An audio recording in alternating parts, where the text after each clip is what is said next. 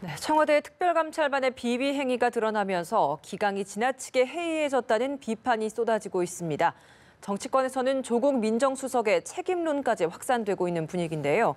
전문가 두 분과 함께 정치권 소식 살펴보도록 하겠습니다. 김창룡 인제대 교수, 장성호 건국대 행정대학원장 나와 계십니다. 어서 오세요. 네, 안녕하세요. 네, 먼저 특감반원 전원 교체 이후에 있었던 또 다른 기강 해이 사건 짚어보지 않을 수 없는 것 같습니다. 민정수석실 소속의 또 다른 직원이 이번에는 주말에 골프를 치러 갔다는 사실이 밝혀진 건데 지금 이 사태 전반적으로 좀 어떻게 바라보고 계십니까? 저는 이 사태를 보면서 사자성어 화불단행이라는 사자성어가 생각이 났는데요. 화는 하나만 오지 않고 여러 개가 겹쳐서 나타난다. 이렇게 해서 화불단행이라는 얘기가 나오는데 지금 대통령 지지율이라든가 또 집권당의 여러 지지율이 떨어지는 이런 상황에서 민정수실 국가의 기강을 다 잡아야 되는 이런 그 실에서 여러 가지 이 비위 사실이 드러나서 지금은 감찰이나 혹은 수사를 받고 있다는 이 자체가 어떻게 보면 정권 말기적 현상이 벌써 나타나지 않는가 이런 여론에 아주 나쁜 영향을 미치는 그런 부분인데 한 가지 그나마 조금 과거 정부와 다르다면 과거에는 이런 민정수석실의 비위 사실 같은 게 깜깜이 정보라고 해서 알려지지가 않았지만 지금은 그나마 아직 전문은 제대로 밝혀지지 않았지만 이런 사실들이 드러났고 보도가 돼서 이런 부분에 대해서 국민의 알 권리가 어느 정도는 나타나지 않았는가 하는 점이죠. 장 교수님 지금 사태 어떻게 바라보고 계십니까? 어떻게 보면 이것이 문재인 대통령한테 직접적으로 영향을 끼칠 수 있는 사안이다 이렇게 생각이 드는 것이 조국 민정수석 그리고 김상조 공정거래위원장 또 윤석열 서울중앙지검장 이 세 분이 개혁의 아이콘 아니겠습니까? 개혁의 아이콘 중에 한 축이 지금 무너지는 소리가 들린다는 것은 이것은 대통령으로서 상당히 큰 어떤 리스크를 앞으로 안게 됐다. 최근에 뭐 남북 문제를 비롯한 여러 가지 영향으로 인해서 이것이 지금 진척이 잘 안 되고 있지 않습니까? 이래서 여론적 지표가 상당히 지금 떨어지고 있고 그리고 정당의 지지율도 상당히 떨어지고 있고 이런 상황에서 공직 기강까지 이런 것이 소위 말해서 이제 나비 효과인데 어떤 한쪽에서 지금 뭐 어떤 비위 사실로 갔다가 이것이 이제 기강회의 쪽으로 지금 옮겨가고 기강회의 쪽에서 다시 대통령의 통치권 누수까지 이제 간다는 것은 지금 문재인 정부가 적폐청산을 화두려서 지금 1년 반 동안 엄청나게 열심히 많은 일을 하면서 왔는데 결국은 그 일을 하면서 밑에서 이렇게 물이 새고 있었다. 이런 것들은 정권의 근간이 흔들릴 수 있는 아주 중요한 그런 지금 사태를 맞이했다고 봅니다. 그렇기 때문에 대통령이 귀국과 동시에 아니면 현지에서 이것에 대해서 어떤 인사적 단안을 낼 것인지 그런 것들이 상당히 중요한 것이 결국은 인사 아니겠습니까? 그래서 대통령의 어떤 이번 사태를 바라보는 엄중함을 이번에 단칼에 이것을 호미로 막을 것을 나중에 가려로도 못 막지 않습니까? 이런 것들을 대통령의 저는 여러 가지 인사에 대한 어떤 단안 이런 것들이 저는 상당히 지금 귀추가 주목되는 그런 순간이라고 봅니다. 청와대 말대로라면 근무 시간이 아닌 주말에 골프를 쳤고 그리고 경비 처리 등에서 문제가 될 게 없었다라는 입장이거든요. 이대로라면 뭐 사실 뭐 크게 문제될 바가 없는데 우리가 보기에 논란이 되는 것 어떤 이유 때문이라고 보십니까? 아니 골프를 주중에 쳤느냐, 주말에 쳤느냐, 근무 시간에 쳤느냐, 근무 외적 시간에 쳤느냐 이런 사실관계가 주장만 있었지 정확하게 밝혀지지 않았다고 저는 보고 있거든요.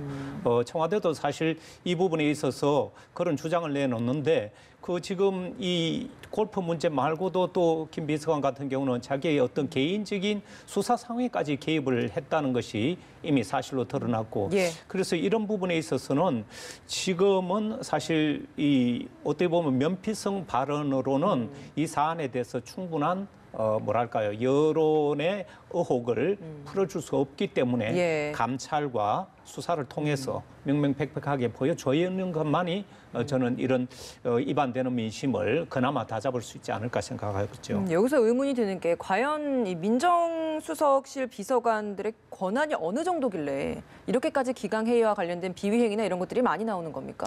아직까지는 그 전모를 저는 밝혀졌다고는 보지 않는데요. 민정수석 민정수석실은 그야말로 그 안에 반부패라든가 비위라든가 또 친위청 문제라든가 모든 범죄와 비리, 부패와 관련된 감찰 내지 수사를 할 수 있는 그야말로 정권을 갖고 있는 곳이죠. 그래서 청와대에서의 그런 어떤 컨트롤 타워로서 어떤 국가의 기강, 법 질서를 확립하는데 이런 부분에 있어서는 사실관계가 떠나서 국민들로부터 절대적인 신임을 받아야 법 질서를 제대로 집행할 수 있기 때문에 이런 논란 자체가 정권에 큰 부담으로 다가온 것이죠. 예. 뭐 이 자리는 이제 공명정대하고 추상 같은 그런 말이 있지 않습니까? 대통령이라는 권한은 상당히 막강하고 특히 우리의 대통령 힘은 훨씬 더 강하기 때문에 이런 문제가 생기는 것이고 이런 국민들을 위해서 일하고 그리고 24시간 불을 켜고 국민들의 안위라든가 부정부패 이런 것들을 방지하기 위해서 노심초사해야 될 이런 부분들이 오히려 이런 뭐 부정 청탁을 한다든가 이런 것들이 저는 어떻게 용서할 수가 없는 그런 사안이라고 봅니다. 이것이 어떤 다른 사안이 아니고 이렇게 해서 24시간 대통령을 보좌 하면서 대통령은 결국은 우리 국민을 대표하고 국민의 생명과 안위 이런 것들을 지키는 자리 아니겠습니까? 그 밑에서 일하는 가장 중요한 부분, 이 부패 스캔들을 이제 다루는 이 부분에서 부패와 연관된 이런 것들이 일어났다는 것은 있을 수 없는 일이다. 그렇게 봅니다. 네, 앞서 네, 말씀하시죠. 저는 그럼에도 불구하고 이 사안은 뭐 은폐를 하려고 했다거나 민정수석이 직접적으로 관련된 사안이라고는 보지 않기 때문에 지금 타이밍상 경제계 투톱을 원톱 체제로 바꾸면서 최근에 그런 어떤 경제계 물갈이를 한 이런 상황에서 또다시 야권의 주장대로 이런 물갈이 내지 민정수석 경질을 하는 그런 상황으로 가게 되면 앞으로 국정 장악력에 상당한 문제가 생기기 때문에 이 정도 가지고 과연 물갈이까지 가지는 않을 것으로 저는 봅니다. 민정수석 교체까지는 아닐 것이다.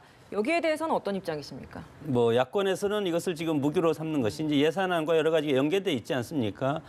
강한 정치적인 공세를 함으로써 예산 부분에서 야권이 유리하게 특히 이제 이번 예산은 물론 뭐 깜깜이 예산안으로 이제 이미 들어갔지만 내년 총선을 위해서 엄청나게 의원들한테는 중요한 이 예산입니다. 예. 그렇기 때문에 어떻게 보면 이것을 합의를 안 하고 소수의로 가서 여기서 공개되지 않는 회의록을 놓고 이것에 대해서 결정을 하는 이런 거기 때문에 이런 것이 터졌다는 것은 뭐 야권에서는 엄청나게 큰 공격을 할 겁니다.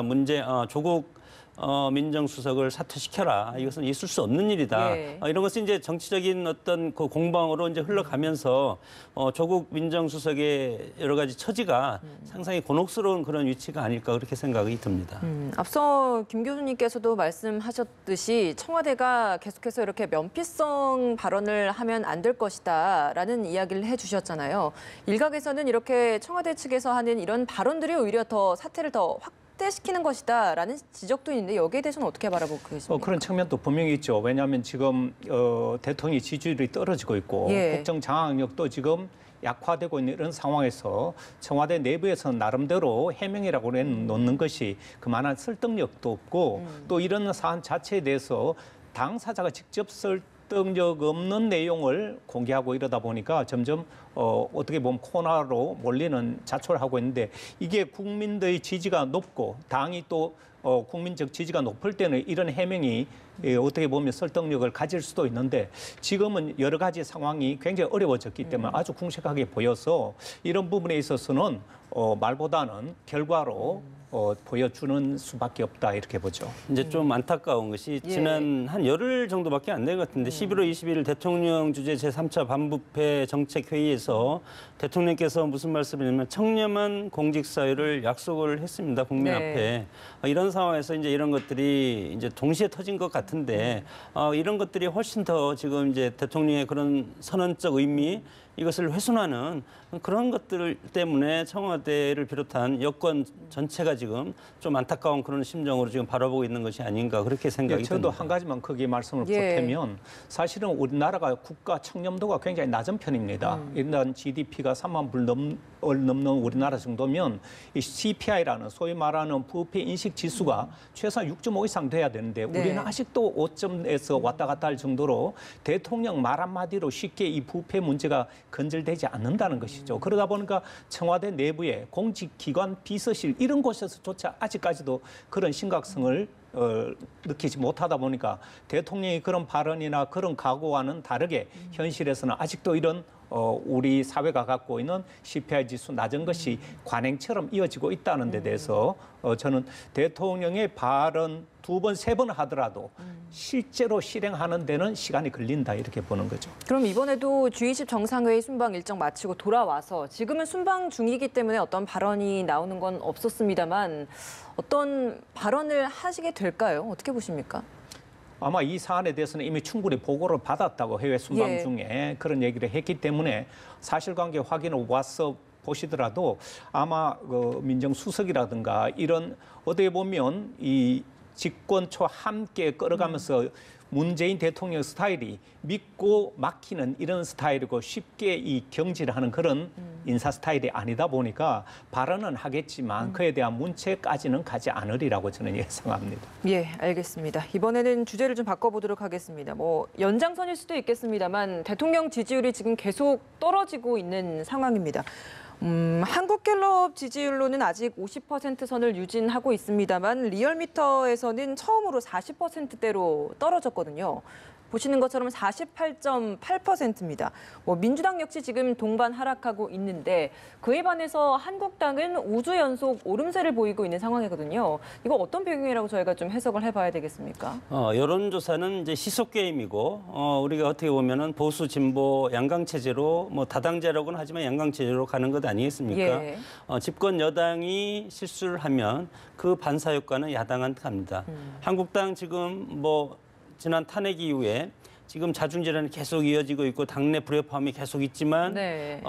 지금 여러 가지 불협화음이 지금 동시에 터지기 때문에 이 수혜가 국민들이 다시 찍을 수 있는 것은 야당 아니겠습니까? 그렇기 때문에 시속 게임으로 가는 것이고 특히 최근에 이제 이영자라는 소위 20대 영남 그리고 자영업자 네. 이런 분들이 어떻게 보면은 문재인 대통령이 당선할 때 1등 공신을 했던 그만큼 많은 지지를 했던 부분들이 다 빠져나간 이런 상태고 특히 이제 경제가 상당히 전 중요하다고 봅니다.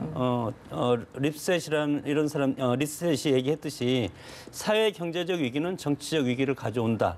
이런 것들이 이제 뭐 통상적인 얘기인데 지금 경제가 쭉 어렵고 이 경제를 정말 대통령으로서는 뭐 일자리 창출이라든가 여러 가지 모든 방안을 만들어서 지금 시행을 하고 있지만 국민들이 체감하기에는 그것을 오지 않고 있기 때문에 국민들의 인내심에 한계가 있습니다. 참을성이 없고 그렇기 때문에 그것이 결국은 여론 쪽 지지로 나타날 수밖에 없는 것이고 이런 상황에서 지지율이 지금 50% 이하로 떨어졌다는 것은 여러 가지 문재인 정부로서는 빨간불이 켜졌다 이렇게 봅니다.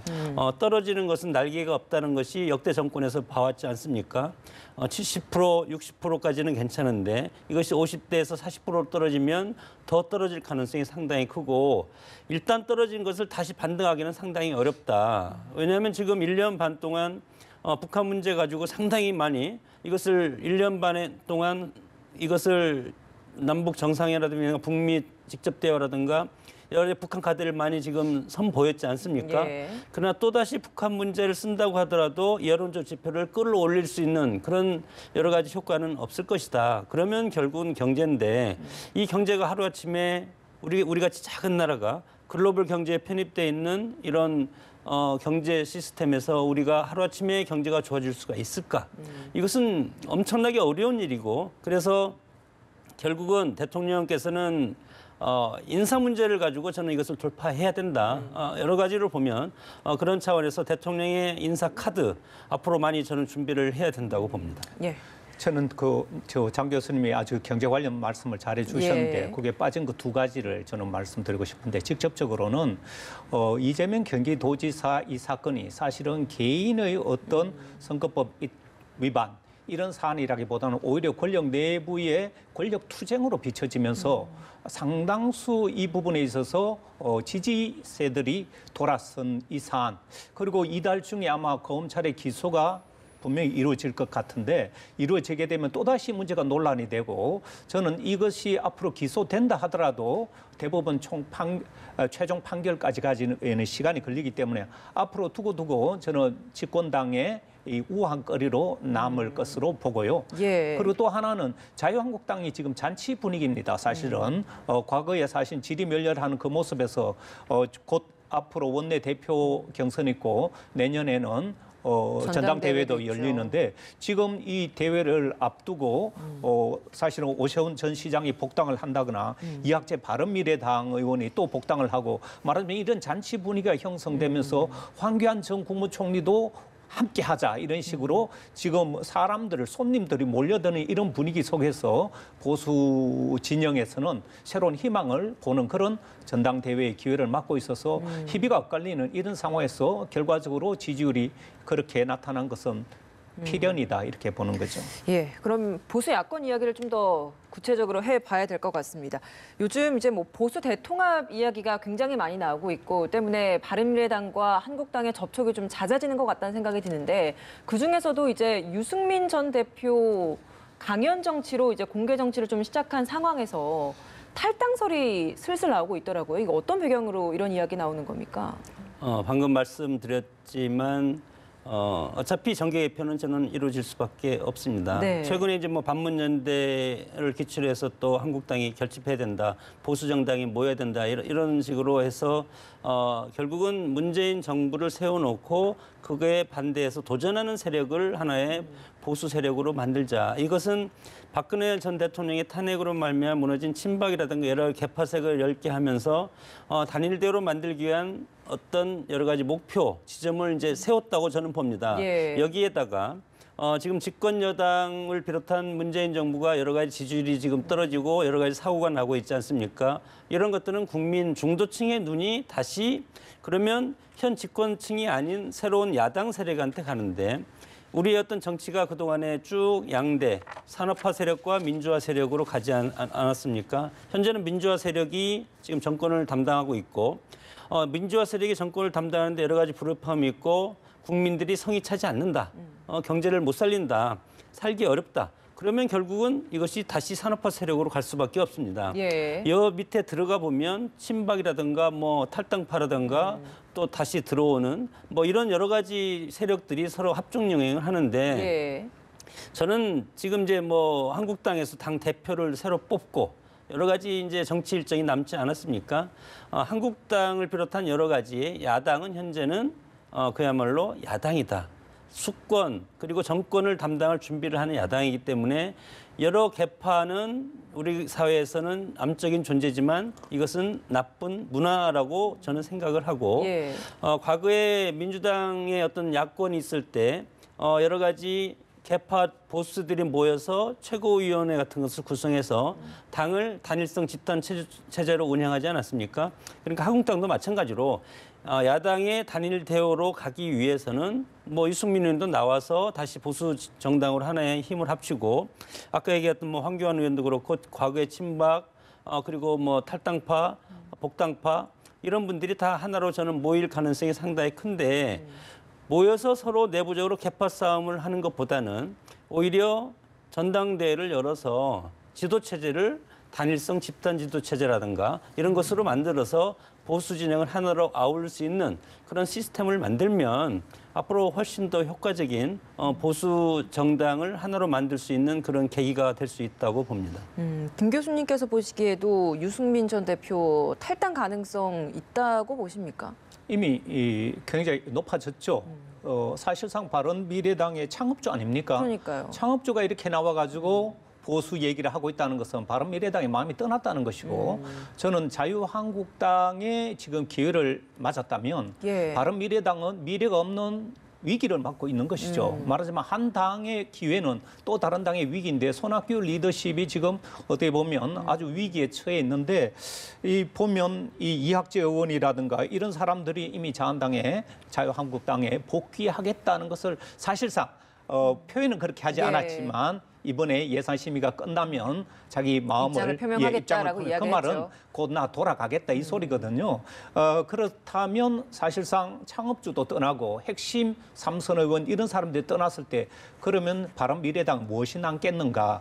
그렇다면 자유한국당에 이런 사람들이 몰렸을 때 이제 어떻게 보면 예측대로 개파를 없이 화합을 해서 좋은 시스템을 만들어내면 그야말로 이상적이겠지만 이렇게 탈당파라든가 잔류파라든가 또다시 복당파들이 들어와서 이게 이 순조롭게 우리나라 정치가 그렇게 예상대로 잘 되지 않습니다. 여기에 분명히 바로 전당대회를 앞두고 지금 단일화 후보를 누구로 하느냐에 따라서 예. 개파 간에 또 다른 갈등이 생기기 때문에 기회이면서 동시에 위기를 노출시킬 것이다. 저는 그렇게 봅니다. 손학규 대표는 사실 유승민 의원 정치 복귀, 공개 정치 시작을 한 걸 두고 좀 환영한다, 당의 중요한 역할을 맡아줬으면 좋겠다 이런 입장도 표명했었잖아요. 이 말이 좀 공허하게 들리는 상황 아닙니까? 그러면? 그 전제는 함께 해서 바른미래당을 중심으로 그러니까요. 보수의 빅텐트를 형성하자 이런 뜻이었지만 실질적으로 보면 이 강연 정치를 하면서 그 하는 발언들을 보면 이미 바른미래당은 떠나 있지 않습니까? 그런 차원에서 손학규 대표의 그런 발언들이 정말 공허하기 때문에 위기에 리더십의 위기가 지금 곧 닥쳐왔다. 오래 걸리지 않습니다. 12월 중에 바른미래당의 미래가 저는 결정 날 것이라고 봅니다. 네, 손학규 대표는 좀 굉장히 좀 분주하게 움직이고 있다는 생각이 드는 게 최근에 또 김무성 의원을 만났잖아요. 이미 좀 친한 사이라서 저녁을 먹으면서 그냥 이야기한 거다. 개혁 보수 이야기는 하지 않았다라는 이야기는 했습니다만 그래도 사실 이 둘의 만남이기 때문에 저희가 어떤 이야기를 했을까라는 걸 생각을 해보지 않을 수가 없거든요. 어떤 이야기를 나눴을까요? 같이 갈 수 있는 길을 마련하자. 그러나 정치인들이 같이 갈 수 있는 것은 나를 중심으로 같이 가자는 겁니다.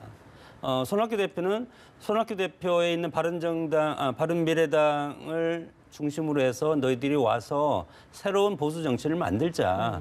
이렇게 했을 것이고, 김무성 의원 측이라든가 다른 분들은 또 다른 식으로 얘기할 수밖에 없고, 우리가 파이가 크니까 우리한테 와라. 아니면 신설합당이라고 제3지대 정당을 만들어 놓고 다 들어가자. 이렇게 하는데 저는 손학규 대표의 말이 상당히 공허하고 힘이 없어 보이는 것이 본인이 미래의 어떤 대권이라든가 이런 걸 할 수 있는 어떤 그 의지가 있어야 되는데 제가 보기에는 이 뒤에는 저는 안철수 의원이 이제 전 의원이 숨어 있다고 봅니다. 이렇기 때문에 힘이 없고 이분 안철수 전 의원이 다음 대선에 이 기반을 통해서 지금 나올 수 있을까? 이런 것들이 정치인들은 상당히 이제 다음 총선이 훨씬 중요하지 않습니까? 예. 이런 상황에서 힘이 없어 보이고 결국은 힘이 없어 보이면 게임에서 지는 것이다. 저는 그렇게 생각이 들고 이런 상황에서 모르겠습니다. 자유한국당이 새로운 정당으로 만들 가능성도 있다. 당명을 바꾸면 되니까 그런 측면에서 보수 전체를 아우르는 새로운 정당, 바른미래당도 나오고 유승민 의원도 들어와라. 이런 식으로 정치적인 격변이 야권에서 일어날 가능성이 이제 상당히 큰 것이 방금 우리 교수님께서 말씀하셨듯이 12월, 1월, 2월 이 3개월 동안 이루어질 것이고 이 와중에 이제 예산 문제 그건 다 이제 끝나지 않습니까? 그리고 한국당에서는 이제 원내대표가 선출이 되고 이러면 본격적으로 총선 국면으로 가는 겁니다. 총선 국면으로 가면서 여러 가지 합당의 시너지 효과 이렇게 해야만이 국민들이 야당이 이제는 정말 힘있게 모이는구나. 이렇게 해서 이런 시너지를 가지고 내년 총선까지 가고 문재인 정부를 비롯한 민주당은 국정에서 여러 가지 지금 실수가 나오는데 이 실수가 상당히 지금 이제 뼈가 아플 것이다 이렇게 생각이 들고 이런 것들을 조기에 차단하고 조기에 매듭 짓고 그리고 새로운 쇄신을 통해서 국민들한테 우리가 계속 갈 수 있다. 이런 것들을 해야만이 내년 총선에서 현재의 의석보다 더 많이 얻을 수가 있는 것이지. 문재인 정부가 저는 성공의 키워드는 내년 20대 총선입니다. 20대 총선에서 만약에 보수 야당한테 총선에서 참패한다거나 과반을 넘겨주면 문재인 정부는 상당히 힘든 그런 나머지 임기가 기다리고 있다고 봅니다. 김무성 의원이 현재 수감 중인 최경환 의원 만났잖아요. 이 만난 건 어떤 의미라고 보십니까? 그게 바로 이제 사실상 자유한국당 내부에는 계파가 존재함에도 불구하고 존재하지 않는다는 그런 주장이 있었고 이 친박 계파가 실질적으로 존재하면서 최대의 지분을 갖고 있지만 그동안 사실 목소리를 제대로 낼 수 없었고 이번에 이런 통합하는 분위기에서 친박 좌장이라는 최경환 의원을 만나서 협조 그리고 자기가 그래도 국회의원이 되도록 도와준 이 보이지 않는 그 계파들에게 협조와 자제를 당부시켰다. 저는 그렇게 보는데요. 사실 이 집권당 입장에서는 이런 야당의 움직임을 보면서 20년을 집권하겠다 이런 주장까지 한 것이 어떻게 보면 자신감이지만 또 불필요한 오해 내지 오만을 드러냈기 때문에 저는 이런 부분에 대해서 다시 좌표를 설정해서 다시 정말 겸허한 마음으로 되돌아가지 않으면 국회의원 선거가 굉장히 어려워질 수 있다. 왜냐하면 사실 입법부를 제외한 행정부는 국정농단 세력이 전부 다 정리가 됐고요. 그리고 사법부는 국정농단 관련되는 사법 그 정리 작업을 중에 있지만 사실 국회의 어떤 이런 국정농단과 관련된 세력들은 그대로 유지되고 있기 때문에 여기에 대한 제대로 된 심판도 하지 못한 채 이렇게 맥없이 패배할 가능성도 굉장히 높기 때문에 이 부분에 있어서 집권당이 좀 더 반성을 해야 될 부분이 많다고 보죠. 네, 민주당 역시 마음을 다 잡고 새롭게 좀 시작하는 각오를 다져야 한다는 이야기까지 해주셨는데 오늘이 사실 2일이니까 예산 심사 법정 처리 마감하는 날입니다. 근데 막 봤을 때는 사실 뭐 오늘 안에 마무리되기에는 이미 끝난 것 같다는 생각이 들거든요. 그럼 정말 9일이 정기국회 이제 마지막인데 9일 안에는 과연 끝날 수 있을까? 이 부분 어떻게 보십니까? 못 끝날 것 같습니다. 제가 개인적으로 보면 혹시나 했는데 이제 역시나 헌법상에 이제 12월 2일로 딱 정해져 있는 것이 네. 국회의원들이 법을 만드는 기관이고 법을 스스로 헌법을 위반하면서까지 이렇게 열심히 하는 것처럼 보이는 것은 아닌 것 같습니다. 서로 합의가 안 되고 서로 너무 간격이 크고 같은 국민인데 당이 다르다고 이렇게 너무 이렇게 차이가 많으니까 국민들도 상당히 자괴감을 느끼고 우리의 대표를 뽑았는데 왜 저 사람들이 왜 서로 소통도 못하고 합의도 못하고 그러면서 국민들한테는 소통하고 합의하고 4차 산업혁명에 대비하라. 이렇게 말로만 하고 본인들을 못하는 것 이런 것들이 저는 교육상에서 상당히 이제 안 좋고 결국은 정치적인 절차가 소위원회가 안 되고 소소위로 넘어가지 않습니까? 소소위로 넘어가서는 저는 전략이라고 봅니다. 소소위로 넘어감으로써 여러 가지 속기록 같은 것이 누가 어떤 것을 부탁하고 어떤 말을 했고 자기 지역의 어떤 사업을 선심성 예산으로 했고 이런 것들을 아무도 모르는 그런 소소위로 넘어갔기 때문에 예.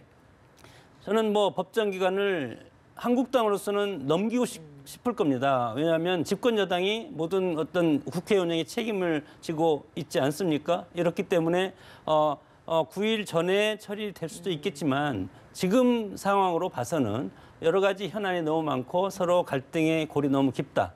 그렇기 때문에 9일 넘어서 처리를 하지만 그러나 모두가 죽는 공멸의 길로 가지는 않은 것이 우리 정치이기 때문에 막판에 극적으로 타협할 가능성도 있다고 봅니다. 예, 한 말씀 해주시죠. 예결사 문제가 너무나 매년 고질적으로 드러나고 이래서 우리 학교 석합수 교수에게 전문가라서 어떤 문제가 있느냐 고질적인 문제를 4가지를 저는 정리를 간단하게 해봤는데 일단 국회 상임위와 예결특위가 2단계 중복 심사를 하기 때문에 이게 불필요한 절차와 시간을 많이 끈다는 문제하고 또 현행 보면 심사 기간이 60일로 이 자체가 매우 부족하다는데 이걸 아직도 개선 못하고 있다는 점하고 그리고 심사위원들의 자질이 또 의심되는 부분이 많이 있고 예산 심의에 시민들이 참여하지 못해서 깜깜이 예산이 되고 있다. 이런 문제점들을 4가지를 딱 지적을 해주는데 사실은 여기서 우리가 지금 앞으로 매년 또 이렇게 반복되면 안 되기 때문에 그래서 개선할 것이 뭐냐면 상임위와 예결위에 이런 권한을 재설정을 해서 번복 내지 불필요한 절차를 좀 없애주는 게 필요하다는 얘기를 하고 또 하나는 심사 기간을 연장을 해서 60일만 하지 말고 좀 더 길게 해서 충분히 심의 검토할 수 있는 기간을 연장하라. 그리고 마지막으로는 예결특위를 상임위원회제로 전환을 해서 그리고 시민들이 참여해서 좀 더 투명한 예산을 할 수 있도록 하라. 이런 당부가 있었습니다. 예, 알겠습니다. 아주 깔끔하게 좀 정리를 해주신 것 같습니다. 오늘 두 분 말씀 여기서 마무리 짓도록 하겠습니다. 김창룡 인제대 교수, 장성호 건국대 행정대학원장이었습니다. 고맙습니다.